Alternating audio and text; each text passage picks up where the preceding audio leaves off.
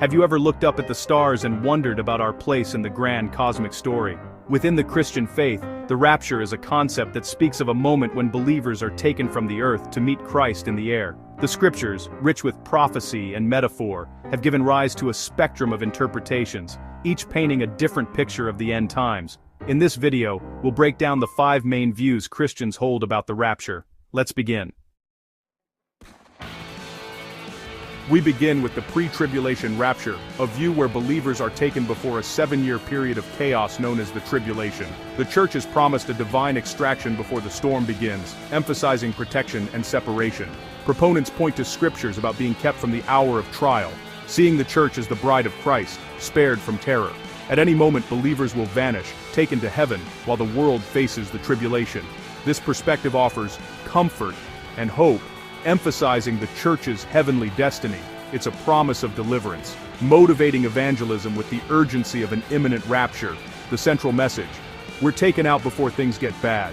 It's a race against a clock that no one can see, a call to bring as many as possible into the fold before the door to this escape closes. It is a story of imminent rescue, a testament to a belief in God's merciful protection over his children. Next, the mid-tribulation view suggests believers endure the first half of the tribulation. They witness the rise of the Antichrist and initial upheavals, remaining on earth for 3.5 years. Adherents believe the first half is the wrath of man and Satan, not God. The rapture occurs at the midpoint, sparing believers from the Great Tribulation. This event is linked to the 7th trumpet in Revelation, calling saints home. It's a rescue after significant trial, suggesting faith is sustained through trouble. This perspective offers hope of being delivered before suffering peaks. Believers experience trials, proving faith, but are spared the peak of God's judgment. It balances persecution with divine protection, a shelter found in the storm's midst. It's a narrative that balances the reality of persecution with the promise of divine protection. The post-tribulation rapture removes the idea of escape, with believers enduring the entire tribulation. They face the Antichrist, persecutions, and divine judgments alongside the world. The church is promised persecution, not escape, reflecting Jesus' words in the apostles' lives. The rapture and second coming are one event, with believers meeting Christ in the air and descending with him. The key idea: no secret escape. Believers endure until Jesus returns. This view fosters perseverance and resilience, preparing believers for steadfast endurance. It's a call to be faithful unto death, with hope fixed on Christ's triumphant return. It is a call to be faithful unto death, with the ultimate hope fixed not on an escape from suffering, but on the glorious, visible, and triumphant return of the King at the end of it all. The pre-wrath rapture harmonizes elements from other views, distinguishing between tribulation and God's final wrath. Believers endure most of the tribulation, facing persecution under the Antichrist. The rapture occurs in the second half, after the Antichrist's tribulation, but before God's final judgments.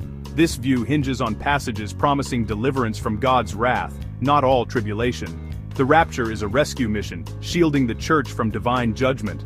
It balances enduring hardship with protection from God's ultimate judgment. Believers are resilient through persecution but not appointed to suffer God's wrath. The rapture is the moment of deliverance, a gathering of the saints just before the final, terrible act of God's judgment begins on earth. The partial rapture theory suggests the rapture may occur in stages, with only spiritually ready believers taken initially. It ties readiness to reward, emphasizing spiritual preparedness. Only those living faithfully and expectantly are included in the first rapture, often before the tribulation. Others, unwatchful or immature, endure the tribulation, purifying their faith. They have a second chance, meeting Christ after the tribulation. This view calls for sanctification and holy living, with eschatological consequences. The rapture is a reward for spiritual readiness, motivating constant expectancy.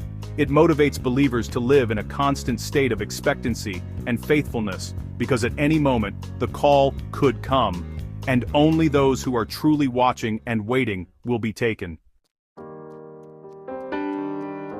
We've explored 5 views: pre-tribulation, mid-tribulation, post-tribulation, pre-wrath, and partial rapture. Each view is built on scripture and tradition, shaping our hopes and fears about the future. The central theme is hope, the ultimate hope of reunion with the divine. The mystery invites us to read, question, and seek, fostering a deeper understanding. Share your thoughts and experiences in the comments, and consider subscribing for more explorations of faith and belief. Thank you for watching.